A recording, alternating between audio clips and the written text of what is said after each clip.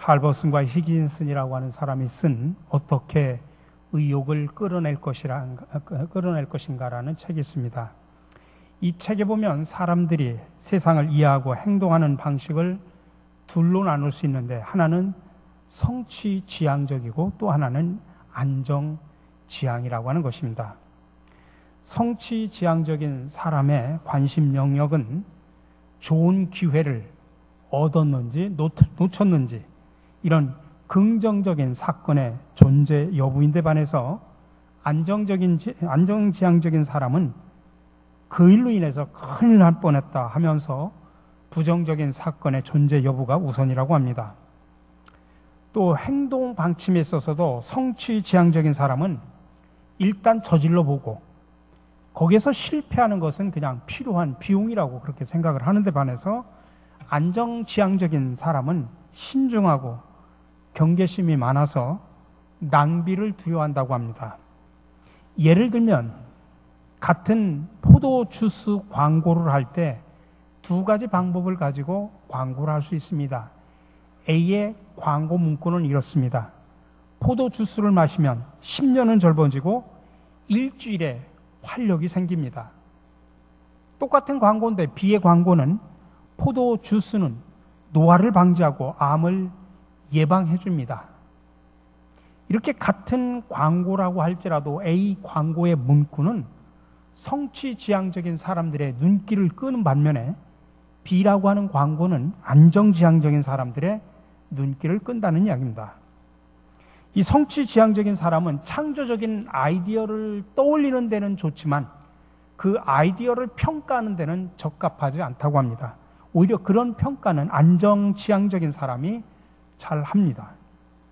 그래서 처음에 창업을 하는 것은 성취지향적인 사람들에게 어울리지만은 이제 사업이 어느 정도 성장하고 성공해서 어느 정도 궤도에 오르고 난 다음에 그 사업을 잘 경영하기 위해서는 또 안정적인 운영을 위해서는 안정지향적인 사람들에게 지휘봉을 넘겨야 된다고 합니다.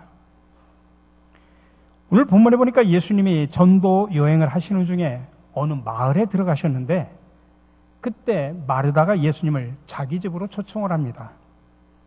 아마 식사 때도 가까이 오고 예수님이 전도 여행을 하면서 지치고 피곤하셨기 때문에 아마 마르다가 예수님 잠깐 저희 집에 들려서 식사라도 하시고 좀 쉬면서 쉬고 가시라고 그렇게 예수님과 제자들을 집으로 초청을 했을 것입니다. 근데 이 집에는 언니 마르다 밑에 동생 마리아라는 여동생이 있었는데 그 당시 마리아는 평소 예수님이 전하시는 그런 하나님 나라의 진리에 대해서 늘 궁금한 마음을 가지고 있었습니다. 그래서 예수님이 집안에 오시자 예수님의 발밑에 앉아서 주님이 제자들하고 많은 사람들에게 설명해 주시는 그 말씀을 경청하기 시작을 합니다. 당시에 예수님을 집으로 초청했던 언니 마르다는 이제 예수님을 이제 식사 시간에 초대를 했기 때문에 음식을 장만하고 식사를 준비하고 있었는데 손이 모자른 겁니다. 근데 동생을 찾아보니까 동생이 보이질 않습니다. 평소 같으면 열심히 자기를 도와서 식사 준비를 거두를 텐데 그날따라서 마리아가 부엌에 보이질 않습니다. 식탁도 준비하고 앉을 자리도 준비하고 빵도 반죽해서 구워야 되고 야채도 준비해야 되고 음료수도 준비해야 되고 정말 손이 10개라도 모자랄 판입니다. 자기는 정신없이 분주하게 음식을 준비하는데 동생 마리아는 지금 뭐하고 자기를 도와주지 않는가 해서 찾아보니까 이 마리아가 상황 파악을 못하고 한가롭게 예수님의 발 밑에서 예수님의 말씀이나 지금 듣고 있는 것입니다. 그래서 마르다는 예수님께 다가가서 오늘 40절의 말씀처럼 불평을 합니다. 주여, 내 동생이 나 혼자 일하게 두는 것을 생각하지 아니하시나이까? 그를 명하사 나를 도와주라 하소서. 이렇게 예수님께 부탁한 이 언니 마르다의 부탁이 저는 당돌한 부탁이라고 생각하지 않습니다. 마르다로서는 충분히 그렇게 마음 한구석에서는 불평할 수 있고 또 예수님께 당연히 부탁할 수 있습니다. 이렇게 지금 당장의 문제를 해결하는 데 집중하는 그런 사람들을 우리가 앞에서 말했듯이 성취지향적인 사람이라 그렇게 말을 합니다. 지금 상황이 어떤 상황입니까?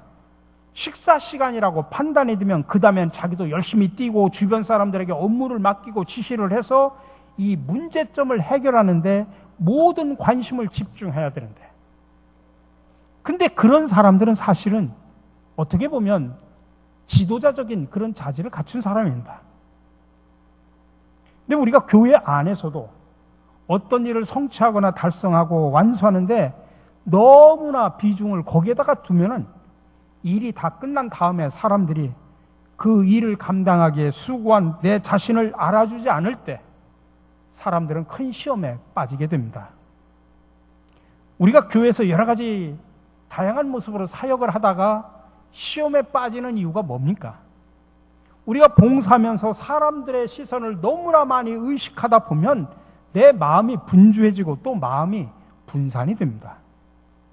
그래서 우리가 봉사할 때 하나님의 은혜에 대한 감사한 마음으로 해야 되는데, 그것보다는 뭔가 자신을 드러내고 자신을 나타내려고 하는 동기로 봉사를 하다 보면 시험에 들 때가 많습니다.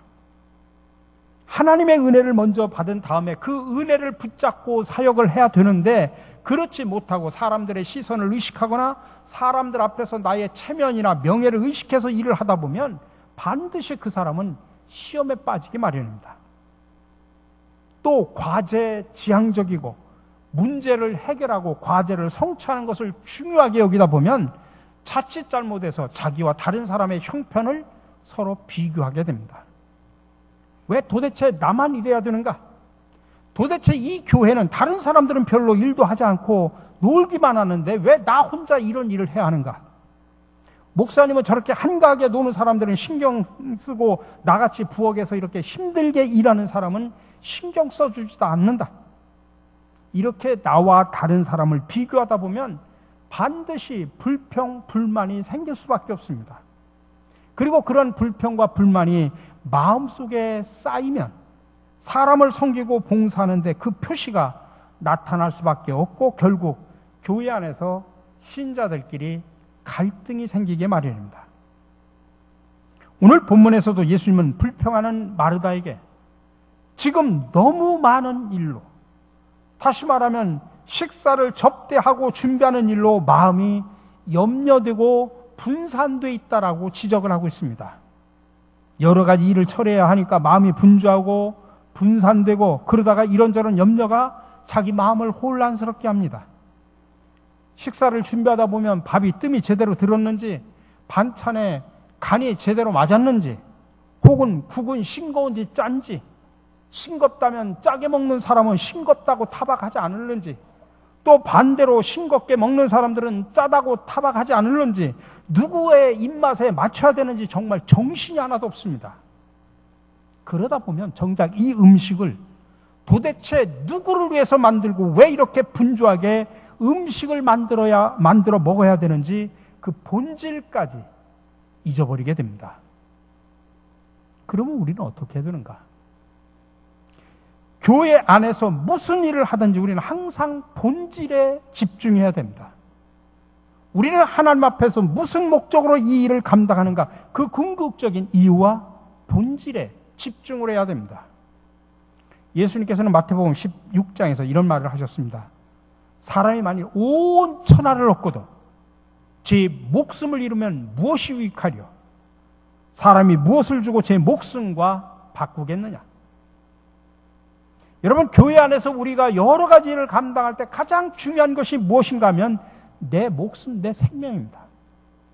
일을 잘해가지고 사람들로부터 인정받는 게 중요한 것이 아니라 먼저 내 영혼이 하나님 앞에서 먼저 인정받는 것이 중요하다, 이 말씀입니다. 하나님 우리 각 사람의 영혼을 마치 저울로 달아보시듯이 그렇게 달아보고 계십니다. 우리 각 사람의 영혼의 주인이신 하나님이 그렇게 저와 여러분의 영혼을 저울로 달아보고 계십니다. 그 하나님 앞에서 내 영혼이 먼저 똑바로 서야 합니다. 내 영혼이 먼저 똑바로 서려면 우리 각자가 먼저 하나님 앞에서 말씀을 통해서 우리가 은혜를 받아야 됩니다. 우리가 왜 은혜를 받아야 됩니까? 내 영혼을 하나님의 저울로 달아본다면 나는 정말 만물보다도 심히 부패해서 죽을 수밖에 없는 죄인인데 이 영혼을 정말 불쌍하게 여기셔서 하나님이 예수님을 통해서 성령을 통해서 내 속에 새 영을 창조해 주셨다는 것입니다. 근데 문제는 하나님이 성령께서 저와 여러분 안에 새롭게 창조해 주신 이 영혼이 자꾸 세상의 유혹에 빠져서 옛사람을 되살려내고 새 사람, 새 영혼을 질식시키는 마귀의 유혹에 우리는 자꾸만 넘어갈 수밖에 없습니다. 그렇다면 하나님의 자녀된 우리에게 무엇이 필요하냐? 하나님의 말씀입니다. 그 말씀을 들으면 이제 죽어가는 내 영혼이 새롭게 소성함을 믿으시기 바랍니다. 그래서 예수 안에서 거듭난 신자는 늘 그런 자세를 가져야 됩니다. 일단 내 영혼이 하나님 앞에 올바로 서야 되겠다. 그러면서 하나님의 말씀에 은혜를 사모해야 됩니다. 내가 천하를 다 얻고서라도 하나님이 말씀을 통해 주시는 그 은혜를 받지 못한다면 나는 천하를 얻었다고 하더라도 사실은 모든 것을 다 잃어버린 불쌍한 사람이라고 하는 것입니다. 이런 마음으로 하나님의 말씀을 사모하고 나를 향한 하나님의 은혜를 사모해야 됩니다.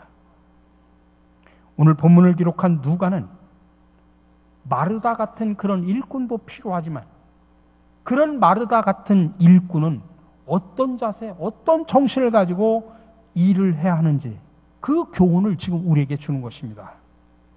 말하자면 마르다 같은 그런 일꾼들은 동생 마리아와 같이 하나님의 말씀의 은혜를 사모하는 그런 마음을 가지고 일을 하라는 이야기입니다. 하나님의 말씀을 통해서 받은 그 은혜에 보답하는 심정으로 일을 감당하라는 이야기입니다. 이 교훈을 전달하기 위해서 누가는 이 본문 바로 앞에 어떤 이야기를 놓고 있냐면 우리가 너무나 잘 알고 있는 선한 사마리아 사람 비유를 들어서 이야기합니다. 오늘 강도 만난 사람에게 우리 모두가 이웃이 돼서 그를 도와주고 섬기고 구제하고 봉사하고 복음을 전하는 일꾼이 되어야 된다, 그렇게 강조합니다. 누가 일꾼이 되고 누가 이 강도 만난 자의 이웃이 되어야 하느냐? 우리 모두가 다 일꾼이 되어야 되고 우리 모두가 다 도움을 필요하는 사람들에게 무조건 다가가서 이들에게 도움을 베풀어야 된다는 이야기를 선한 사마리아 사람 이야기를 통해서 이야기합니다. 그러니까 이 선한 사마리아 사람 이야기의 핵심의 교훈은 뭐냐면 내가 하나님의 사랑을 베풀어야 될 이웃은 내가 가지고 있는 내 기준이나 내 조건에 맞는 사람이 아니라 무조건적으로 도움이 필요한 사람이 모두가 다 내 이웃이니까 조건을 따지지 말고 무조건 도와주라. 이게 바로 핵심적인 교훈입니다. 근데 이 교훈을 이야기한 다음에 오늘 본문의 이야기를 하고 있습니다. 예수님이 전도 여행 중에 어떤 마을에 들어가셨다라고 이야기합니다.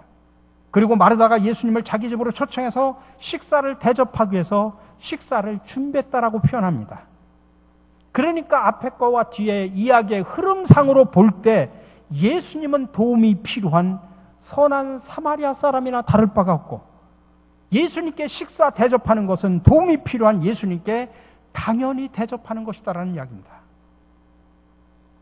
그래서 앞에서는 강도 만난 사람은 무조건 도와주고 구제와 봉사가 필요한 사람에게 당연히 구제하고 봉사하고 베풀라 그렇게 말한 다음에 오늘 본문에서 예수님은 식사 준비는 중요하지 않고 말씀 듣는 것이 더 중요하다 그렇게 말하니까 이게 서로 모순되는 거 아니냐?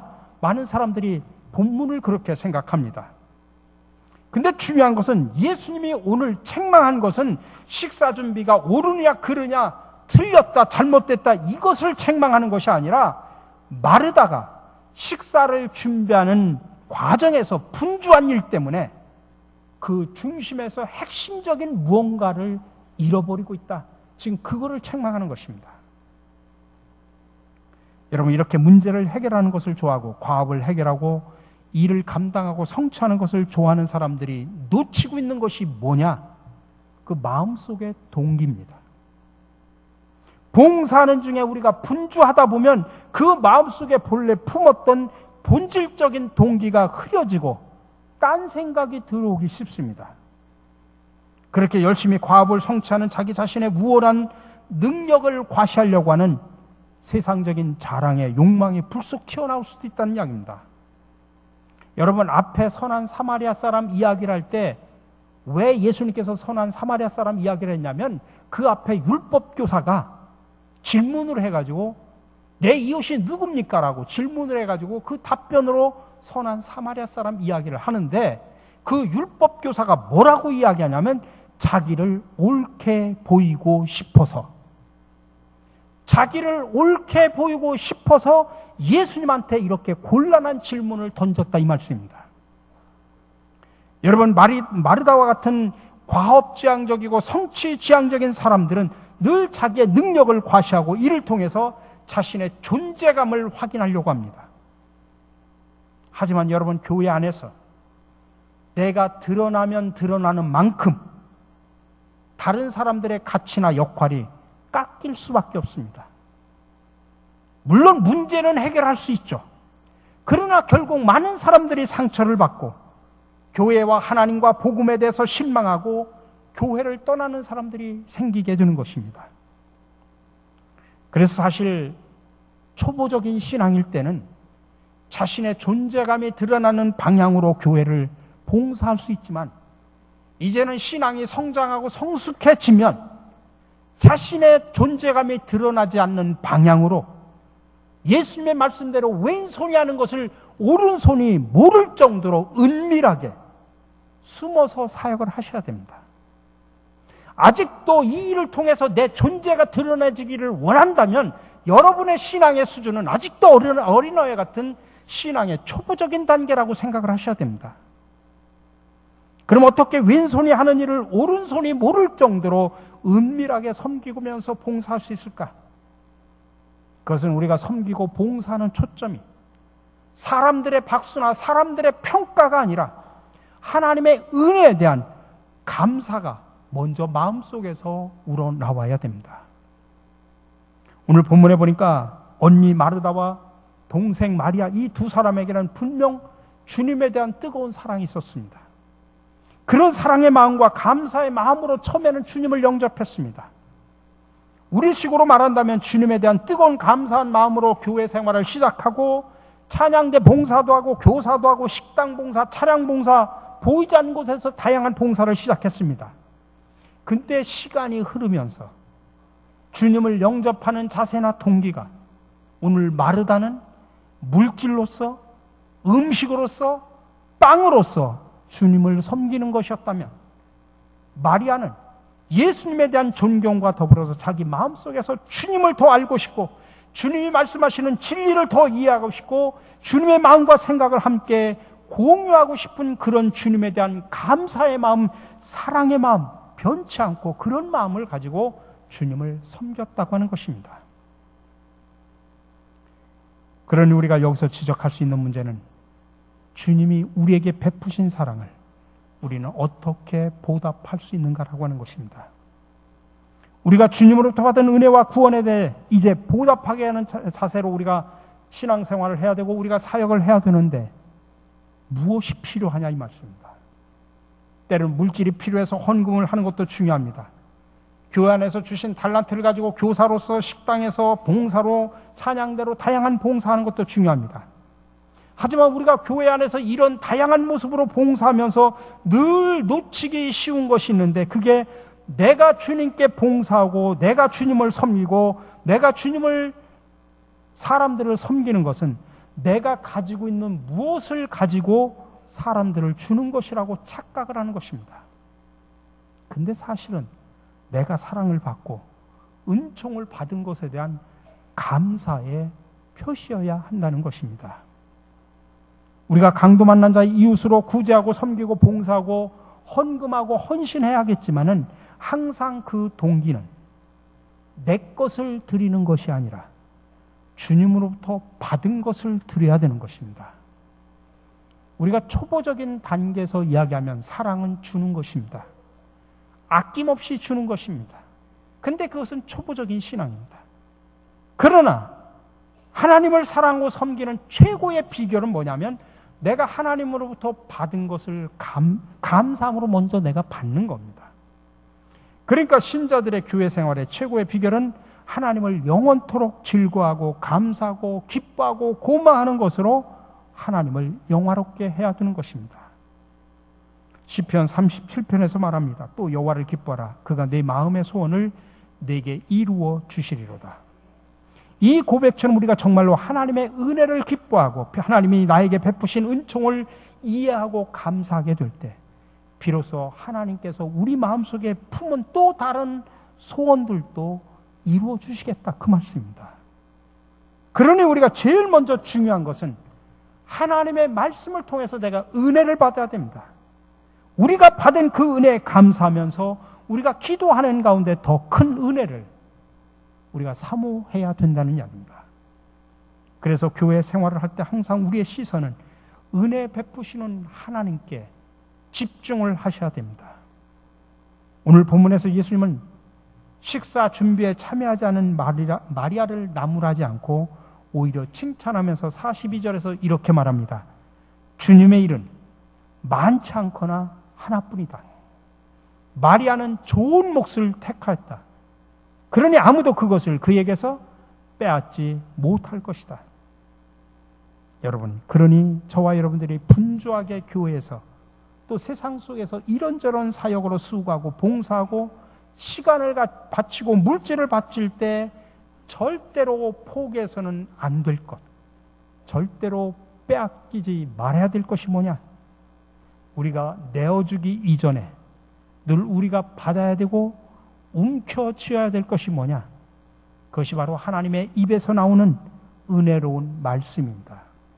이 은혜 덕분에 지금 우리들이 주님 앞에서 이렇게 호흡하고 있는 것입니다. 그러니 여러분, 살아가면서 하나님의 은혜만큼은 여러분 절대로 빼앗기지 않고 쟁취하며 살아가시기를 주님의 이름으로 간절히 축원합니다. 사랑의 주님, 우리는 살아가면서 교회와 세상에서 주님의 일을 감당할 때마다 분주한 일 때문에 정말 중요한 본질을 잃고 살아갈 때가 참으로 많았음을 고백합니다. 이 시간 우리의 영안을 열어 주시옵소서. 그래야 어느 사역을 하든지 먼저 하나님의 말씀을 통해 주시는 은혜를 받게 하옵소서. 그리고 우리가 받은 은혜에 감사하며 행복한 사역을 하게 하여 주시옵소서. 사랑과 세상을 의식하지 않게 하시고 주님의 말씀에 집중하며 주의 영광을 위해 사역하게 하여 주시옵소서. 이 시간부터 하나님 입에서 나오는 은혜로운 말씀을 절대로 빼앗기지 않게 우리를 붙들어 주시옵소서. 우리를 날마다 새롭게 하시는 예수 그리스도의 이름으로 기도드립니다. 아멘.